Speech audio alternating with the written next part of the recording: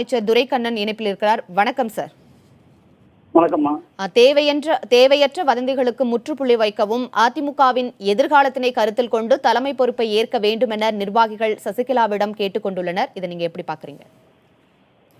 அம்மாவுடைய புரட்சி தலைவி அம்மாவுடைய உயிர் தோழியாக மட்டுமில்லாமல் அவருடைய உயிருக்கு உயிராக இருந்து அவருக்கு துணையாக இருந்து கட்சி அவருக்கு அனைத்து உதவிகளையும் செய்து வாழ்ந்து வந்தவர் சின்னம்மா அவர்கள்.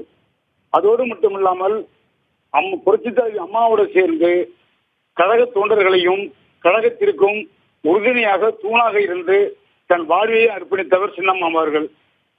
சின்னம்மா ஒருவரால் மட்டும்தான் தலைமை ஏற்று நடத்த முடியும், வேறு யாராலும் நடத்த முடியாது.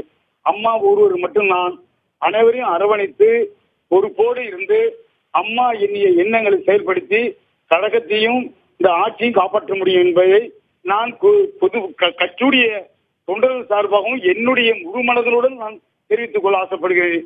காப்பாற்றுவதற்கு சின்னம்மா மறுப்பு சொல்லாமல் இந்த தலைமை ஏற்க வேண்டும் என்று நான் அன்புடன் அம்மா மலர்பாதம் பணிந்து கேட்டுக்கொள்கிறேன். நிர்வாகிகளின் கோரிக்கையை ஏற்று கட்சி தலைமைக்கு ஏற்கும் பட்சத்தில் கட்சியின் வளர்ச்சியானது எப்படி இருக்கும்? சின்னம்மா பொறுப்பேற்று விட்டால் புரட்சி தலைவி அம்மா எந்த அளவுக்கு இந்த கழகத்தை வளர்த்தார்களோ, ஆட்சி தமிழகத்தில் நிலைநாட்டார்களோ, அதையே தொடர்ந்து செய்வதற்கு பணியாற்றுவதற்கு சின்னம்மா அவர்கள் அனைத்தையும் முயற்சியில் மேற்கொள்வார்கள். அவரால் முடியும். இவர்களுக்கு அந்த வல்லமை உண்டு.